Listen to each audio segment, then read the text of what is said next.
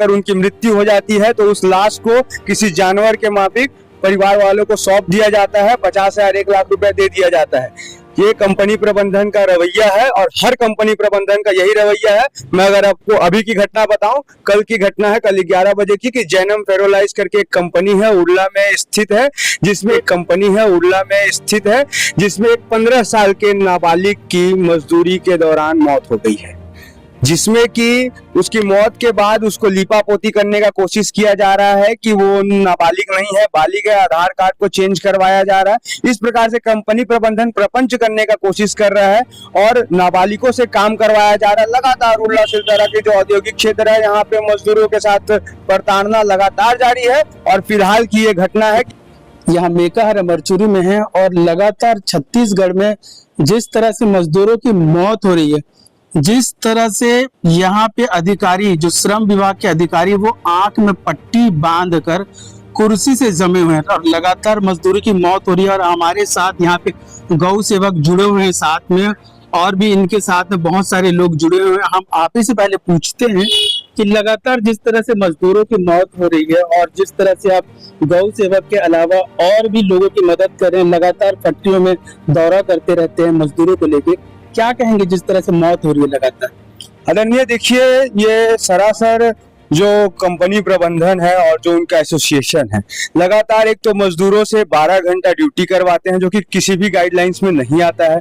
उनको जो रोजी मिलता है वो 8 घंटे से भी कम का रोजी मिलता है, जो निर्धारित रोजी है वो। उसके बाद अगर उनकी मृत्यु हो जाती है तो उस लाश को किसी जानवर के माफिक परिवार वालों को सौंप दिया जाता है, 50,000 1 लाख रुपए दे दिया जाता है। ये कंपनी प्रबंधन का रवैया है और हर कंपनी प्रबंधन का यही रवैया है। मैं अगर आपको अभी की घटना बताऊं, कल की घटना है, कल 11 बजे की, कि जैनम फेरोलाइज करके एक कंपनी है उड़ला में स्थित है, जिसमें एक 15 साल के नाबालिग की मजदूरी के दौरान मौत हो गई है, जिसमें कि उसकी मौत के बाद उसको लीपापोती करने का कोशिश किया जा रहा है कि वो नाबालिग नहीं है, बालिग है। आधार कार्ड को चेंज करवाया जा रहा है। इस प्रकार से कंपनी प्रबंधन प्रपंच करने का कोशिश कर रहा है और नाबालिगों से काम करवाया जा रहा है। लगातार उड़ला सिलचरा के जो औद्योगिक क्षेत्र है, यहाँ पे मजदूरों के साथ प्रताड़ना लगातार जारी है। और फिलहाल की ये घटना है कि एक 15 साल के नाबालिग बच्चे की मृत्यु मजदूरी के दौरान हुई है, उसमें लिपापोती चल रही है। जानकारी ये भी मिल रहा है कि जिस तरह से मतलब यहाँ पे श्रम विभाग है, लगातार लेबर इंस्पेक्टर होते हैं जो फैक्ट्री में चेक करते हैं, तो इसके कैसे देखते हैं आप? देखिए आदरणीय, अगर आप स्वयं कभी किसी कंपनी के वो पे चले जाएंगे तो आपको वहां की कमियां नजर आ जाएंगी तुरंत खुली आंखों से। लेकिन ये जो लेबर इंस्पेक्टर और ये सब जो है, ये सिर्फ वहां जाते हैं, अपना जेब गरम करते हैं और वहां से निकल आते हैं। इनके लिए सिर्फ वो कमाने का एक जरिया है। उनको ना तो मजदूरों का दुख पता है, ना तकलीफ पता है। 12 घंटे उनसे किस प्रकार से जानवरों की तरह उनसे वहां पे मजदूरी करवाई जाती है, उनको इससे कोई लेना देना नहीं है। अपना जेब गरम करते हैं और आ जाते हैं। और सबका बंधा हुआ है, नेता, अभिनेता जितने हैं सभी का बंधा हुआ है, अधिकारी, हर किसी का पैसा बंधा हुआ है। मजदूर आदमी बेचारा मजदूरी करते करते कभी मर गया तो उसको जानवर की तरह बाहर निकाल के फेंक दिया जाता है। छत्तीसगढ़ को जिस तरह से बोला जाता है मजदूरों का प्रदेश, किसानों का प्रदेश, लेकिन यहाँ मजदूर लगातार मर रहे हैं और लगातार अधिकारी जो हैं वो आंख में पट्टी बांध के बैठे हुए हैं। मतलब इन्हें कैसे देखते हैं कि कहाँ रोका जाए इनको सर, मैं समझता हूँ कि जूतों से स्वागत करना चाहिए ऐसे अधिकारियों का।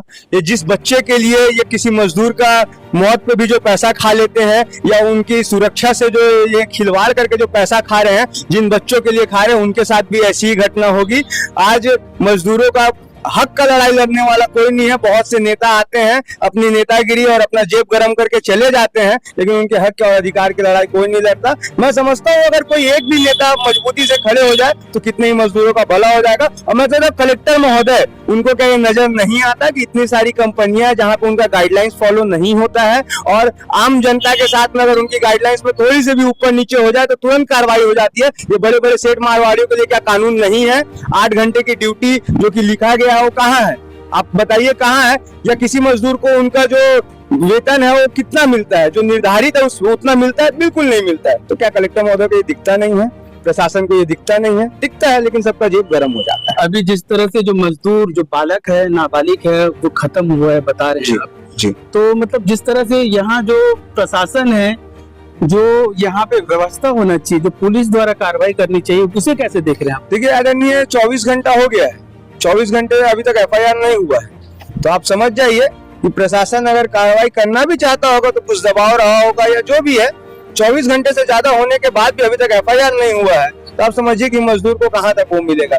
मजदूर आदमी गरीब, ज्यादा पढ़े लिखे नहीं होते, इनका हर कोई शोषण कर रहा है, हर कोई इनका शोषण कर रहा है। जो इनका मसीहा बन के आता है वो भी अपना जेब गरम करके इनका शोषण करके और निकल लेता है। लेकिन जाए तो जाएगा। छत्तीसगढ़ में तो साए साए की सरकार है, डबल इंजन की सरकार है, और लगातार मोदी जी मतलब मजदूरों का पैर धोते हैं, उनको मतलब अपने साथ बैठा के फूलों की वर्षा करते हैं, उनके साथ खाना खाते हैं। छत्तीसगढ़ किस तरह से देख रहे हैं मजदूरों को लेकर? तो ये आदरणीय जो सरकार है वो अपनी ऊपर से जो काम कर रहे हैं वो तो उनका चल रहा है, लेकिन वो जमीनी स्तर पे नीचे आज तक मेरे को नहीं लगता कि ये नीचे स्तर पे मजदूरों का अभी तक भला हो पाया है, क्योंकि ऊपर से वो अपना काम कर रहे हैं लेकिन नीचे के जो अधिकारी है उनको बराबर इनको सस्पेंड और इनका ट्रांसफर बहुत जरूरी है, तभी जाके सब सुधरेंगे। इन पे कठोर कार्रवाई होगा तभी सुधरेंगे। जी, लगातार कांग्रेस की जब सरकार थी और उस वक्त आप आंदोलन कर रहे थे, उस वक्त लड़ाई लड़ रहे थे, और अभी बीजेपी की सरकार आ गई और जो अधिकारी लोग जो है, जो भ्रष्ट थे अधिकारी, मतलब बीजेपी यही बोल के सरकार में बनी थी, उसे अभी कैसे देख रहे हैं? देखिए जो कांग्रेस के शासन में जो चल रहा था वही अधिकारी अभी भी बैठे हुए हैं, उनका ट्रांसफर अभी तक नहीं हो पाया, किन वजहों से वो तो मैं नहीं बता पाऊंगा, लेकिन उनका ट्रांसफर नहीं हो पाया है। तो जो उनके अंदर का जो एक उस समय का जो आदत है वो अभी भी रह गया। तो मैं तो अनुरोध करूंगा कि इन सभी का बराबर ट्रांसफर हो, इनके ऊपर कड़ी से कड़ी सबके ऊपर कार्रवाई हो, क्योंकि मजदूरों का शोषण आप कितना भी अपने आप को सेवक बताइए, कुछ भी बताइए, लेकिन ये मजदूर जो बेचारे 12 घंटा ड्यूटी करते हैं, मैं बोलता हूँ एक बार 1 घंटे आधे घंटे आप उनकी जगह पे सिर्फ खड़े होके देख लीजिए, सिर्फ खड़े होके, मजदूरी नहीं करना, खड़े होके देख लीजिए, आपको समझ में आ जाएगा उनका दुख और तकलीफ। आप गौ सेवक भी हैं और लगातार फैक्ट्री की तरफ उधर आप जाते रहते हैं, कई जो गौ माता है एक्सीडेंटल होते हैं, तो इसका आप कारण देखते हैं कि बहुत सारी वहाँ फैक्ट्री है, बहुत सारी गाड़ियां जो चलती है, जो कंपनी की गाड़ी होती है, ये भी जिम्मेदार कहीं पर? बिल्कुल, देखिए उर्ला सिलतरा क्षेत्र में सबसे ज्यादा औद्योगिक क्षेत्र है, लेकिन उनका जो टैक्स है, जो निगम को टैक्स देना चाहिए या जो ग्राम विकास के लिए जो उनका एक जो नियमावली है उस पर कहीं खरे नहीं उतरते हैं। लगातार प्रदूषण सिर्फ बिरगांव नगर निगम के उर्ला सरोरा जितने सिलतरा एरिया वहां पे जो रह रहे ग्रामवासी हैं वो सिर्फ उनका प्रदूषण झेल रहे हैं, उनकी गाड़ियों से एक्सीडेंट में मारे जा रहे हैं, सिर्फ यही झेल रहे, उनको कोई प्रॉफिट नहीं हो रहा। बाहर से लोग आ रहे हैं, वहां पे कमा रहे हैं और ठेकेदारी कर रहे हैं, और लोकल लोगों को सिर्फ धूल मिल रहा है। अपना नाम? प्रिंस सिंह परमार। कहेंगे मजदूर नेता हैं आप भी, लगातार मतलब औद्योगिक क्षेत्र में जाते रहते हैं, देखते हैं कि लगातार मजदूर जो है पूरी तरह से छत्तीसगढ़ में आए दिन दुर्घटना वगैरह मर रहे हैं, उसके बारे में क्या कहेंगे? देखिए उर्ला इंडस्ट्रियल क्षेत्र जो है हादसों का गढ़ बन चुका है, और लगातार कोई न कोई किसी न किसी कंपनी में हमारे मजदूर साथी लोग कंपनी प्रबंधन की लापरवाही से, प्रशासन की लापरवाही से, सुरक्षा व्यवस्था का उचित प्रबंध नहीं होने के कारण से काम के दौरान अपना जान गंवा रहे हैं। कल ही का घटना है, एक शहडोल निवासी नाबालिग दीपू सिंह काम के दौरान कंपनी में उचित सुरक्षा व्यवस्था का प्रबंध नहीं होने के कारण काम के दौरान अपनी जान गंवा बैठे हैं। तो शासन प्रशासन से हमारी मांग है कि ऐसे संवेदनशील उद्योग जिनमें हमारे मजदूर साथियों की जान जा रहा है, जहाँ सुरक्षा व्यवस्था का इंतजाम नहीं है, ऐसे कंपनियों को तत्काल बंद कर देना चाहिए। मैं आपसे एक सवाल और पूछूंगा कि लगातार आप मजदूरों के हित में लड़ रहे हैं, लेकिन दिख नहीं रहा है, कहीं भी रोकथाम नहीं आ रहा, उसके लिए आप लोग क्या कर रहे हैं? इसमें तो पूरा जिम्मेदार जो है शासन प्रशासन है, और उद्योग से जुड़े हुए, और जैसे पर्यावरण विभाग है, राज्य औद्योगिक स्वास्थ्य विभाग है, श्रम विभाग है, जितने भी अधिकारी हैं सब कुंभकर्ण की निद्रा में सोए हुए हैं, और इन लोगों का कहीं न कहीं कंपनी प्रबंधन और विभागीय अधिकारियों से मिली भगत साफ नजर आ रहे हैं। मैं एक सवाल और आपसे पूछता हूँ, जिस तरह से मजदूर मर रहे हैं और आप लोग का बार बार यही कहना है कि फैक्ट्री में जो नियम होना चाहिए वो नियम का पालन नहीं हो रहा है, क्या मतलब लगातार आप लोग इसी तरह से बोलते रहेंगे कि नियम का पालन नहीं हो रहा और मजदूर इधर बढ़ते रहेंगे विभागों में, या फिर आप लोग जो सरकार बने उसके लिए क्या ठोस कदम उठा रहे हैं? इसके लिए हमारे इंटा के सभी साथी जो है मिलकर माननीय मुख्यमंत्री जी और उद्योग श्रम मंत्री जी को हम लोग ज्ञापन देंगे, और ज्ञापन के पश्चात भी यदि ठोस निर्णय नहीं होता है तो हम लोग जिला प्रशासन के कलेक्टर ऑफिस का शीघ्र घेराव करेंगे। मेरा दोबारा आपसे यही सवाल है जिस तरह से छत्तीसगढ़ में आए दिन मजदूर मर रहे हैं और आए दिन आप लोग जा रहे हैं, मुलाकात कर रहे हैं, फैक्ट्री में मिलते हैं, बात करते हैं, लेकिन उसके बाद भी तो रुक नहीं रहे हैं। बार बार आप लोगों को तो एक ही चीज है कि मजदूर यहाँ पे खत्म है, लेकिन रोकथाम करने के लिए जो उपाय करना चाहिए, जो मतलब 15-20 साल से जो चल रहा है, वो दिख नहीं रहा है कहीं जमीन स्तर पे।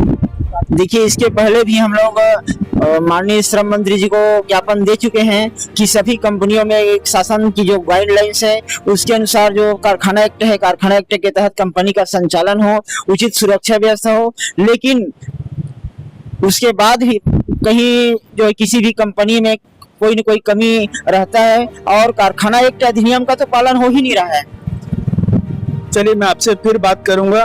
तो दर्शकों, आप देख रहे हैं कि यहाँ पे लगातार मतलब मजदूर नेता, गौ सेवक सब जुड़ रहे हैं और एक ही मांग है कि लगातार छत्तीसगढ़ में मजदूरों की जो मौत हो रही है वो रुकनी चाहिए। और शासन प्रशासन से यही कह रहे हैं बार बार कि जो उद्योगिक क्षेत्र में जो अधिकारी हैं, जो बने हुए हैं, ये सब पूरी तरह से मतलब जमे हुए भ्रष्ट हैं। इसी तरह का इनका कहना है। आगे की खबरों के लिए हम आपसे फिर जुड़ेंगे, तब तक के लिए आप बने रहिए सिटी 2020 न्यूज के।